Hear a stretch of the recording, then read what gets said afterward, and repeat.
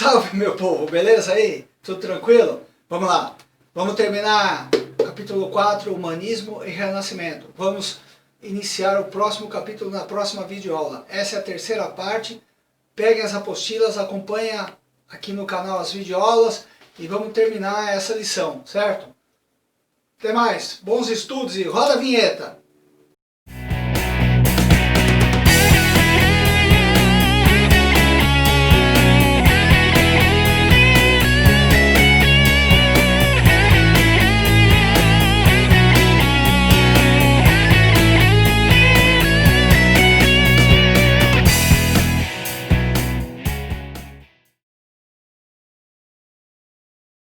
Salve, meu povo, beleza?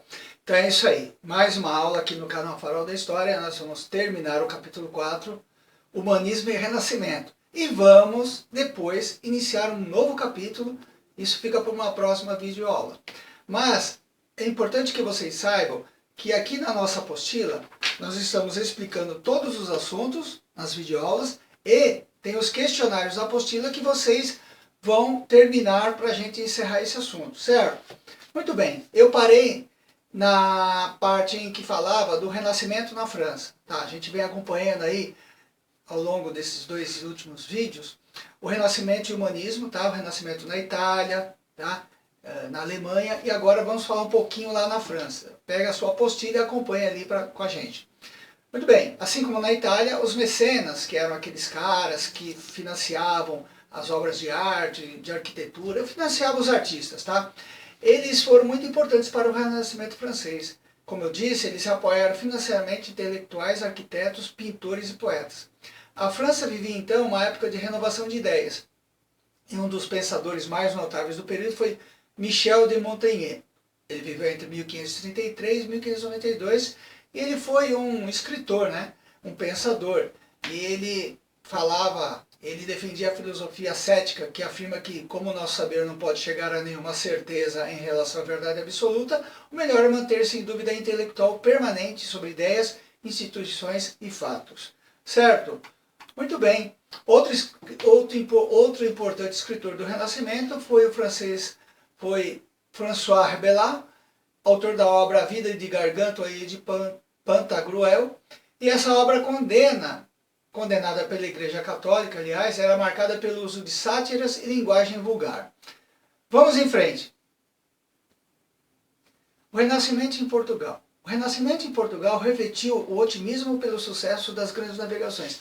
Vocês estão lembrados lá naquela aula sobre grandes navegações que Portugal e Espanha eram as duas potências do período, e Portugal se desenvolveu bastante, ampliou seus territórios com colônias além do Oceano Atlântico, na América, na Índia e até mesmo no Oriente, lá no Japão, tá? E na África.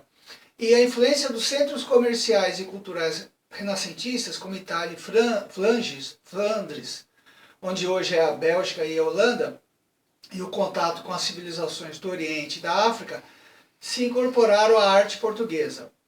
Veja o quadro.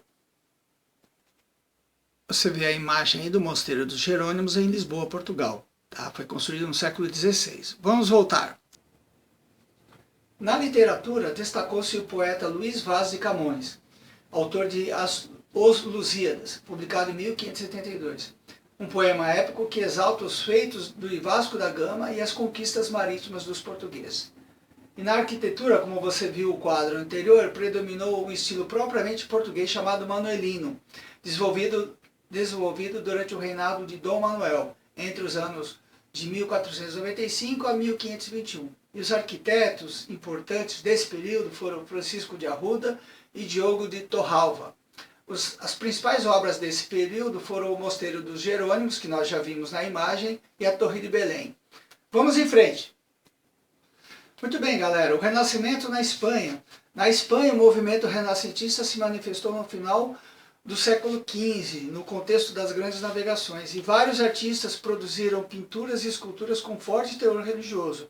Um dos mais importantes pintores do Renascimento espanhol foi El Greco, autor de obras como Toledo sob a Tempestade, O Enterro do Conde Orgaz, a Santíssima Trindade, o Martírio de São Maurício, entre outros. Tá? A maior obra literária do renascentismo espanhol é Dom Quixote de la Mancha, do escritor Miguel de Cervantes. Ela foi publicada em 1605 e o livro narra as aventuras fantasiosas de um nobre que pensa ser um cavaleiro medieval. Isso é uma paródia dos romances de aventura de cavalaria, com o objetivo de criticar a sociedade espanhola da época, considerada atrasada e feudalista. Vamos em frente! O Renascimento na Inglaterra. A Inglaterra, durante os séculos XVI e XVII, viveu um período de grande prosperidade por causa do quê? De sua intensa atividade comercial e exploração das suas colônias na América. E o Renascimento inglês se caracterizou pelos avanços na música com o compositor William Byrd, autor de várias obras, né, que você pode ver na sua apostila, inclusive tem lá uma fotografia de uma partitura de uma obra desse compositor, e também de muitas obras literárias foram caracterizadas pelos ideais humanistas. E nesse contexto destacam-se as peças teatrais de William Shakespeare, tá? Entre elas Henrique V, Romeu e Julieta, que é bem conhecida, Sonho de uma Noite de Verão, Hamlet e por aí vai. Seus temas cômicos ou trágicos tratavam do poder, da inveja, do cinismo e da desilusão. Vocês estão observando então que a gente está falando de um período de mais de 500 anos, de cerca de 500 anos. Muita coisa que a gente ouve falar hoje de obra de arte, de pintura, escultura, música, literatura, galera, isso não é de agora. Isso já vem de algum tempo. E por isso que é importante estudar e conhecer esses assuntos, esses movimentos, esses progressos, esses processos históricos, para a gente entender o porquê que as coisas hoje são exatamente como são. Por que a nossa vida em sociedade é desta forma, é a nossa maneira de pensar. Beleza? Vamos em frente. Bem, por último, vamos falar um pouquinho sobre uma região onde hoje é Bélgica e Holanda, que antigamente era chamada de Flandres. Entre os séculos 14 e 15, essa região tinha um comércio muito rico e o Renascimento influenciou a literatura, a filosofia e as artes plásticas.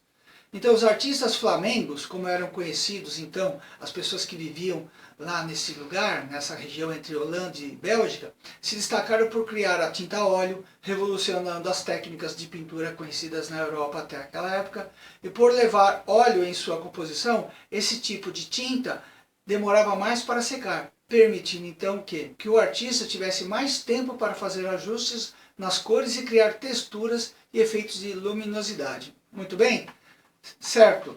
Galera, é o seguinte, nós chegamos ao final do capítulo 4, Humanismo e Renascimento. Aqui nessas 3 videoaulas eu dei as explicações e li alguns trechos da apostila e falei sobre os assuntos que estão contidos no capítulo 4. Com essas videoaulas, espero que vocês acessem o canal, assistam às aulas para ampliar seus conhecimentos e entender a matéria que está na apostila de vocês. A gente volta com mais uma videoaula. Nós vamos falar sobre o capítulo 5, tá, da sua apostila, que trata o quê? Das reformas religiosas. Lembram que eu falei numa aula anterior que na Idade Média a única religião que existia na Europa era a Igreja Católica. Mas agora alguma coisa vai acontecer e outras religiões, outras denominações religiosas vão surgir. Certo? Capítulo 5, Reformas Religiosas, é a nossa próxima videoaula para os 7º anos.